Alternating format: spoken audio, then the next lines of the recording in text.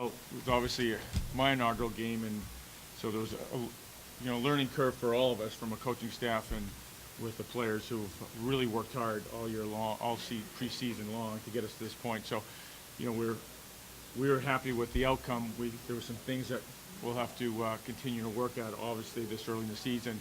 But I liked our battle level and our compete level. I thought our first period was fairly strong, and second period I didn't think we responded that well.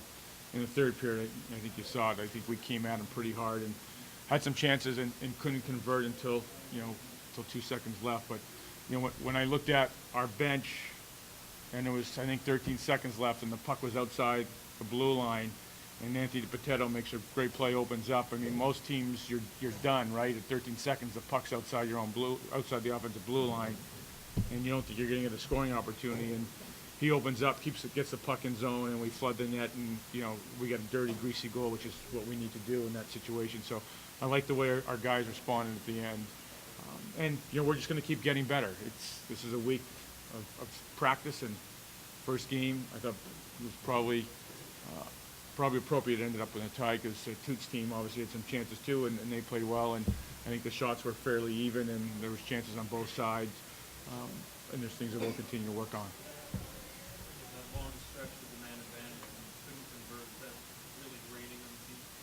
I don't know if it was draining. We're, in a short period of time this year, we've got some confidence in that formation, that set, and we've got the right personnel. But at times, I didn't think we executed appropriately, and the guys know that when they come back to the bench, and so not really draining, but certainly, we expect to score in that situation. So not getting one, I think. I think we were disappointed with that. But on the flip side, how did you put on a power play 6 times? There were other issues maybe could have been called that weren't any discipline issue with this team or this freshman here? Yeah, I think it's. I don't think it's a discipline issue. We'll make sure it's not going to be. But you've got some young players playing out there. You got emotion in the building. First game of the year, and certainly the game against the Canadian team, we had too many penalties, and you're right, we had too many penalties again tonight, and it's something we're going to have to address as a staff and with the team, because what ends up right now is we're just draining some of the same guys. We're a little short staffed, as you guys know, so we're going to the same guys on the PP and the PK, and when you're giving them 6 chances in the power play, and there's a couple of back-to-backs there, drains the guys. So we're going to make sure it's not a discipline issue. There's a couple of penalties that our guys that just need to do a better job at it and not putting themselves in those situations. I thought the referees did a good job on both sides, and I asked for clarification on one item, but I thought they did a good job. Our guys just have to be smarter and not put themselves in situations that's going to go for a penalty. Braden, for you, there was a mad scramble obviously in front of the net. What did you see as you were crashing? Did you see it go in, or did you just see everyone start celebrating? Yeah, I was just trying to get hard in the net, and Sapinari made a nice play. He flicked the puck in the air, and I was just coming in at the right time. Went off my shoulder, and I just whacked away as far as I could, and luckily across the line. And then just nice to get 1 point for at least the fans too, and for the team as well. So worked out pretty good. Was it one of those ties that felt more like a winning streak? Morally, kind of at least we got a point out of it. It felt nice for the fans who were sitting there. We didn't score for a couple of periods, so for them to support us like that and at least get 1 point out of it, it's better than 0. So. Braden, you first talked before the season about trying to kind of keep things at least mostly similar to the way Greg had it going, the style of play, the sort of hard-nosed mentality. Did you get a sense out there on the ice that this kind of still feels like the same team, same program? Yeah, everything feels the same as last year. Just a few different personnel and a few different players, but we're just sticking with the same systems mostly, and we go with what works. So it's been paying off so far. You're getting a lot more time on the ice than you did last year. How does it feel just to contribute? How does it feel just playing every minute?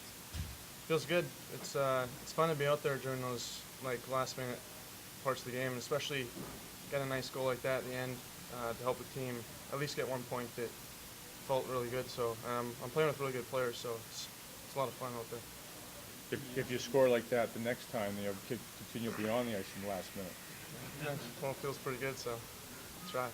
Jimmy, you mentioned the learning curve for everybody, but for you, what do you feel like you learned? What were you kind of trying to pick up as you were on?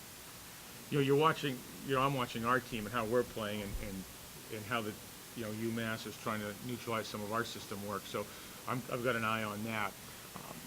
You know, which it's not so much the learning curve because I can pick that up. But you know, things move quickly, you know, out there, and you know, we're watching changes and from a defense and offensive perspective, and we're watching some certain matchups we want to stay away from, and we want to, you know, bring our younger kids in, you know, a little bit, bring them along. We just don't want to put them out there against, you know, when it's Sherry Pereira and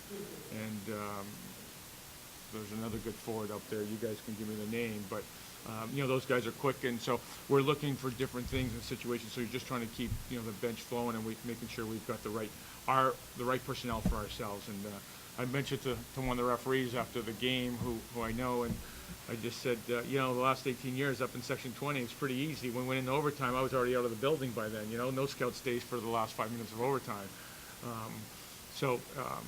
It will. The learning curve's there. Just, you know, the players getting acclimated and adjusted to us as a staff and what we're looking for. But I don't. There's not a problem. The players they've responded very well. They work hard. Any sort of explanation that you got from the officials on the embellishment given to Safinari? Yeah, you know, it was a view that he saw. He was looking the angle he saw. He saw that he thought it was an embellishment, and I asked for clarification. He gave me a good response from his perspective. I saw it a little differently, but you know, that's the angle he sees, and he's a good official, and you know, we'll just move on. Coach, talk about things moving quickly. What happened on that second goal? What broke down for you guys? The one when they came back 8 seconds after you guys went up. You know, it was a bad break on one of our defensemen who had made a real good play earlier on one of the goals, and he was just trying to gain the red line, and then the ice, he lost it in the ice, and just couldn't get it deep. And it just, you know, that's hockey, right? I mean, it's bounces and bobbles, and we couldn't get in deep, and then they came back down 3-1 on us. So, you know, it's something we want to obviously stay away from, and we did have the right personnel out there, and just, you know, it was a bad bounce, and you know, stuff happens out there. Justin Daniels out there breaking that long scoring run. You got 2 there, and then obviously back to the goal late in the game. Talk about his play and his improvement. Yeah. You know, one of the things about taking this job is I knew a lot of the personnel, because I'd seen some of the personnel prior to coming to Northeastern, and you know, Greg Cronin, previous coach, and I talked about a lot of the recruits as they were coming in. So I know Justin Daniels. I know what Justin Daniels can do. I've watched him play since he was in a second sophomore, junior at Kent School. He brings offense. You know, he was injured a lot last year, freshman year. You know, you go up, you have that traditional up and down, peaks and valleys, but he's a good player. I mean, I think I've shared this to the group a few times. We've got some offensive players on this team. I know there's not a lot of players returning with a lot of offensive numbers, but there's some offensive players. The gentleman to my left is an offense. He's got offense. He's proven that before, you know. And if he keeps scoring last minute, then he'll get out there a little bit more in those offensive situations. But but you know, we've got offense. We got to tighten up a little defensively. Do you feel like maybe kind of got into the swing of things after a year away from this league? Seem comfortable out there? Yeah, I mean, if you saw the exhibition game the other day, you know, Vinny and Daniels, Justin Daniels, and Braden have been moving the puck around very well. So, yeah, he's a smart player. I mean, those 3 guys, and Braden's included, read situations really well. So, you know, you don't have to diagram everything out because they read off each other very well. So, you know, he's in full swing. He's a smart player. Rawlings tonight, I mean, you know, maybe not his best night, probably gave up at least 1 or 2 that he would like to have back, but, you know, he's kind of in his year where he's got to take a big step for you guys to feel pretty confident with where he's going. Yeah, you know, if you look at that second half of that game, you know, he made some real key saves for us. I'm not worried about Chris Rawlings. If I start worrying about Chris Rawlings, I'll be up all night long. No, Chris Rawlings is a good goaltender, and he's played in this league, and he's shown to be a number one goaltender and log a lot of minutes. And we've got some other good goaltenders back there, and Clay Wood and Brian Mountain, who get better each and every practice, who push Chris, and who will get some playing time. But I'm not worried about Chris Rawlings. And second half, I thought in tonight's game he played very well. Any final questions?